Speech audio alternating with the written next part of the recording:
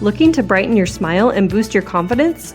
Look no further than Brighter Shades Ahead, your ultimate destination for teeth whitening. Jamie, the founder, has over 20 years of dental expertise.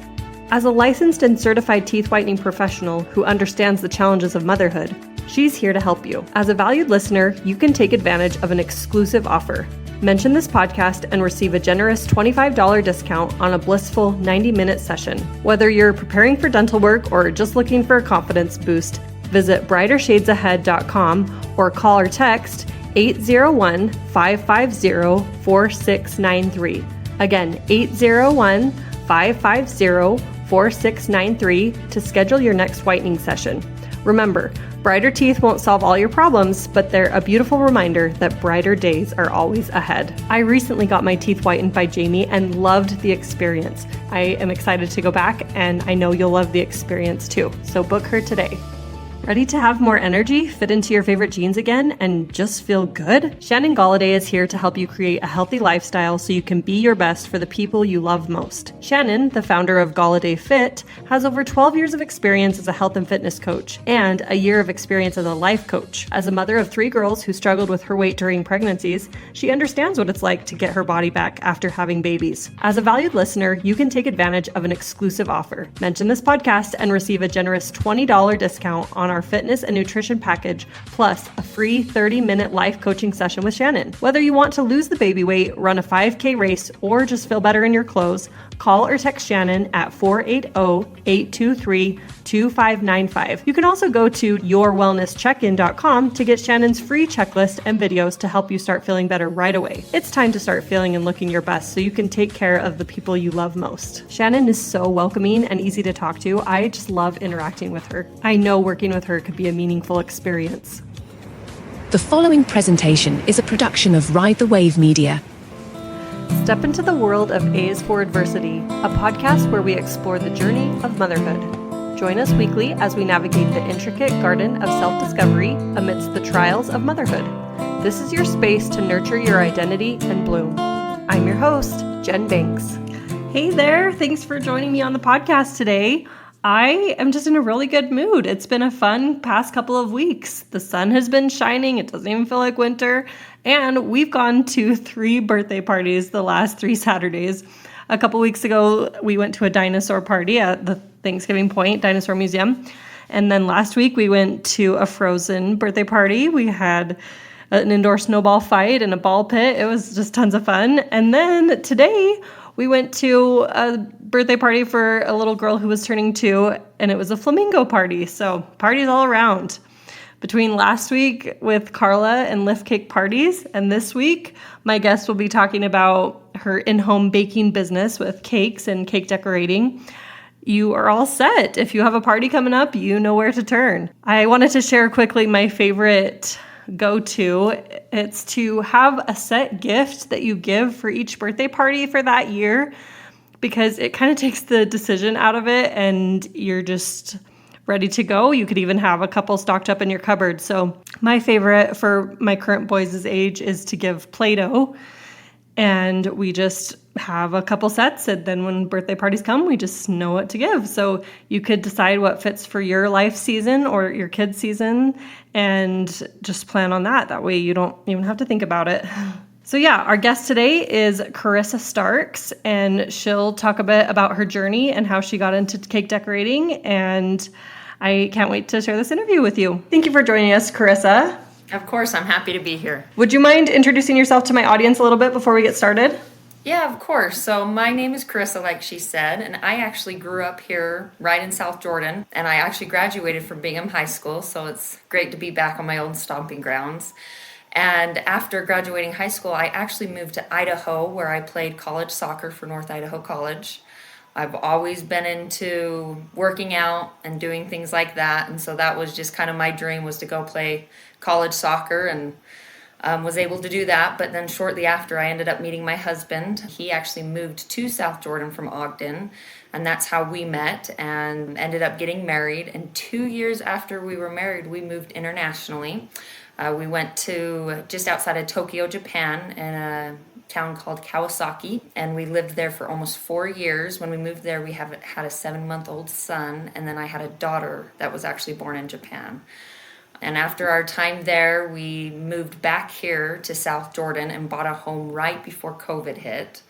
And during COVID, we welcomed my third child, which is a little boy too, to our family, and we've loved it and don't plan on moving anytime soon. Great. Well, thank you for that introduction. That's fascinating that you lived international for a while.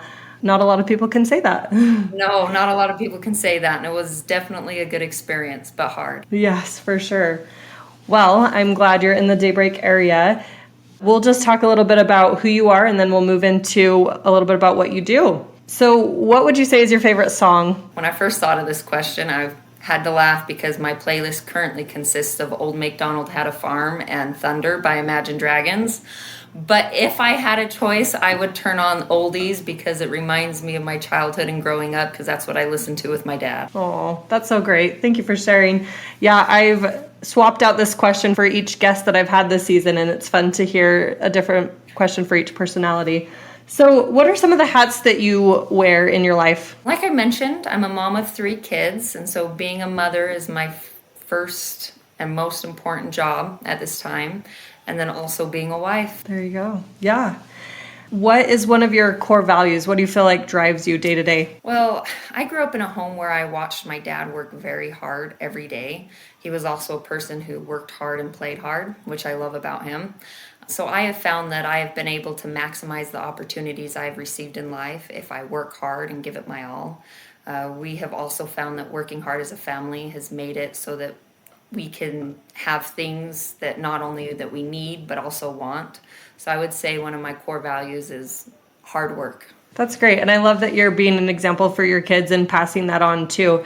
It's interesting to be a mother because you have your own core values that you're wanting to instill into your children. And then they have their core values that they kind of bring to the table too. And so it's interesting being in a family and working with all those personalities and dynamics. Oh, it definitely is. And trying to work with those different personalities can be hard. Yes. Yeah, I feel like hard work was something that was instilled in me as well as service and giving back. And so I feel like that kind of rings true for me too as I move my life forward and to pass that along to my children. Of course. And I feel like children now kind of expect things. And so I'm trying to teach my children that if they want something, they've got to work for it. Yes. I saw a meme recently and it said, how do you teach your kids hard work, but appreciation for what they do have? Or how do you give them all the things that you want to give them, but not let them be spoiled? It's such a balance and we want to do so much for our kids, but how do we also raise them to be capable human beings? So exactly. When have you experienced some adversity and how did it refine your character? As I said before, I moved internationally, and my time in Japan was an extremely refining experience for me. I actually moved there when I was at the age of 21, and I moved to a country where I had no friends, I didn't speak the language, and I honestly had no sense of direction. It was like I felt like I was dropped in the middle of nowhere, and I had no idea what to do or how to do it. You live in a place like the U.S. where you're comfortable, where you can go to the grocery store and buy the food you want, where you can pay your bills and take your kids to the doctors and they'll automatically give them, the immunizations that they recommend. And it's very convenient. But there it was not. It was very inconvenient. And I have a vivid memory of standing in the grocery store aisle with tears in my eyes because I couldn't find the groceries I needed. I just wanted to make a simple barbecued chicken meal, and I couldn't find barbecue sauce because I couldn't read any of the labels. And I had to learn how to live in an uncomfortable environment. And through this experience in Japan, I learned that I could do hard things, and I think that is important as a person to learn that you're capable of doing hard things. And there are many things that I had to figure out, like I said, the transportation, the grocery shopping, paying the bills, taking my kids to the doctors and things like that. Yeah, wow, I can't even imagine. I may have missed this part, but is your husband from Japan or did he get a job there? So my husband served his LDS mission in Japan, and then after returning from his mission, he moved from Ogden to South Jordan, and that's how we met. But shortly after we were married, he was having a hard time in his career, and kind of crazy, but his mission president called him just to check up and see how he was doing, and found out that he was starting to look for a new job. So his mission president actually hired him, and they got to work together for a little bit, and then they needed someone who could run the Asia division of their company, and they hired Aaron to do that. So we moved to Japan and was based out of Japan, and then he traveled throughout Asia. Got it. So does he still work for that job, or was that kind of a thing for that time? That was a thing for that time. That was a former job. He's moved on now. Got it. Wow, so fascinating where life takes us. It is. Yes. Are you looking for peaceful, screen-free activities? Introducing Daybreak Dough, a local homemade Play-Doh and sensory kit business that uses natural ingredients found in your kitchen. Ash has been making homemade Play-Doh and sensory activities since 2016. As a preschool teacher, she immediately saw the impact creating engaging sensory experiences had on her young students and started using them as a tool to help with her own mental health too. Homemade Play-Doh and sensory activities offer many benefits for young children, adults doing inner child work, and anyone who is seeking more play in their lives. Daybreak Dough's mission is to remind all of us the importance of sensory play, no matter our age. Visit www.daybreakdough.com and enter code ADVERSITY at checkout for 10% off your entire order. Daybreak Dough can also be found on Instagram and Facebook with the handle @DaybreakDough. I ordered a few of these from Ash, and I love them so much. My preschoolers stay engaged for a very long time and request these kits almost daily. Whether you're ordering one for yourself or some kids in your life, you won't be disappointed.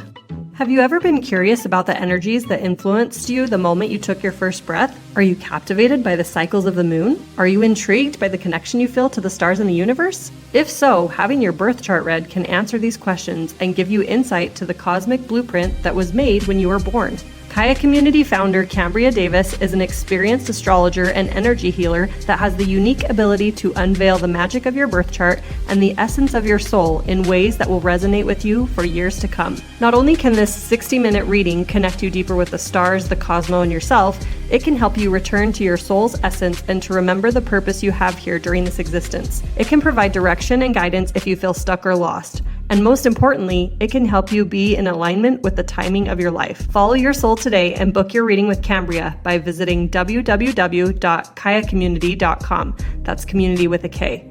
Or find the link in the show notes. I met Kambria at the business networking lunches in Daybreak and have been so fascinated by her talents and personality, and I'm so excited to have my reading done with her in the future, as well as a girls' night where she will do birth chart readings. Book a session with her and be sure to mention that I sent you. Okay, well, let's move in a little bit to what you do. So how did you get involved in cake decorating and baking? And that's a great question. You know, when I grew up, I had no interest in baking. I loved sweets. I mean, who doesn't love a good piece of cake? But I wasn't into it, right? And it wasn't for my passion didn't start for baking until we had moved to Japan and my son was having his first birthday. And it's really common in Japan not to have an oven. And so in these tiny apartments, most people do not have ovens. And so I had to figure out how to bake a cake for my son's first birthday. And through trial and error, I figured out that I could actually bake a cake in my rice cooker. And to this day, I swear that they are the best, most moist cakes you will ever have. They're delicious. But yeah, so I learned it that way. And after that, it's like every holiday, every birthday, every celebration, I started making a cake for it because everybody loved it. And they loved the fact that it was made out of a rice cooker. So that's how I got started. And from there, my passion grew. That's so fascinating. That's great. I know as moms, we're kind of the party planners, the celebration creators. So that makes sense that it was tied to an experience like that. That is so fascinating.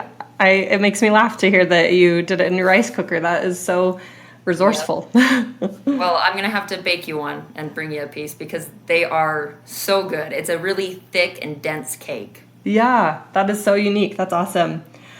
Well, what is your dream for your business now? How do you see it growing, or what do you want it to turn into or become? You know, that's a great question. Right now, I'm just doing what I can with 3 young kids. You know, my first and foremost priority is them and being there for them. So I don't want to be spending all my time in the kitchen. But as I thought about this question, and it was good for me to reflect, but within the next 2 years, I would really love to start building my clientele and filling my schedule, but not just with like custom birthday cakes. I would love to start filling my schedule with wedding cakes. I find that I really enjoy doing the wedding cake process of the design, the baking, and the delivering. Yeah, that's great. And what a neat thing to be part of such an interesting piece of the celebration, the wedding cake. That's a huge deal, and that's so fun. I know that my wedding cake was important to me when I got married, and so that's really neat to share in that process of creating it and then making it come to pass. And not everybody loves wedding cake, but most everybody wants the experience of the cake cutting, the photos and things like that. And so I've done anything from small, simple cakes to, 4-tiered cakes that are extravagant. Yeah, that's neat. And it's cool too how wedding cake designers are able to really tailor it to the person's wants and style. And it's neat to see all the unique cakes that there are out there. Yes, there is. And it's a lot of fun to see the new and upcoming techniques and things like that. Yeah. Do you find that you kind of daydream about cakes or designs? Do you ever like sketch any, or is it mostly like up in your head? I have designs in my head that I would love to try, but it's honestly when a client or a customer or client comes to me, they pretty much design it, tell me exactly what they want, and I bring it to life. So I don't always get the chance or the opportunity to do what I want to do, but occasionally on my birthday or my husband's birthday, I get to try new things. That's so great. So you mentioned wedding cakes. Who else are your ideal clients or customers? Who do you feel like you work with the most? It all depends on the product I'm selling, obviously. But my ideal cake customer are those who are willing to pay for a unique and completely customizable product. Anybody can go to Costco or Walmart and get a sheet cake that says happy birthday written on it, but I provide a more personal experience and a more personalized product. That's so great. I love that. I have seen cake and cookies, all those types of things become such a art expression and such a integral part of a celebration or party. So it's so fun to see what can be done with cakes and cookies. It's almost like a canvas, It's Exactly. way cool to see how it complements the party. And the sweets can become the decor of the party, which is really nice. It's a beautiful centerpiece for a table or for the serving area. Yes. Do you have a favorite quote or mantra that guides what you do? As I mentioned before, I loved working out. I played college soccer. Any chance I get, I would love to go play on a co-ed team, there at Gardner Village and things like that. And I don't get the opportunity to work out as much as I did, but getting out, if it's on a run or at the gym and baking a sweat, is kind of a therapy for me. And I'm actually currently taking a cycling class, and I'm new to cycling, but I love the instructor because during the cycling classes, she throws out quotes and she says really inspiring things, that doesn't just relate to the exercise, but to life. And it was actually just a few weeks ago that she said, guys, Michelangelo said, "Lord, grant that I may always desire more than I can accomplish." And when she said that, here I am sweating in a cycling class and I got chills because I'm like, wow, it hit me hard because sometimes people don't think that they're capable of much. But if we strive to do more than what we think we can do, we can amaze ourselves at what we're capable of. Yeah, wow, that is very profound. I love that. I feel like that's part of my mission too. In producing this podcast, I want to encourage moms that they're more than just a mom, like, of course we love our children and they're our first priority, but we can't forget about ourselves at the same time. We need to be pouring just as much energy into our needs and goals and desires as we are with our children. So I love that, not forgetting our dreams and just realizing that we are more capable than we believe. Exactly. Is there anything else that you wanted to share with my audience? I love that you brought up, just being a mother and that we're capable of doing things. And baking, it's more than just baking for me. If it's baking that you enjoy, if it's something else, it's important that you just go out and try. I started with a rice cooker and a butter knife. Now, if you were to look at pictures, that cake was nothing special. But through that experience, I learned something new, and I started a little fire within me that was like, wow, I enjoyed that. That was fun. I wonder what else I could do. And through some hard work and lots of errors, I now have what I consider a successful small business.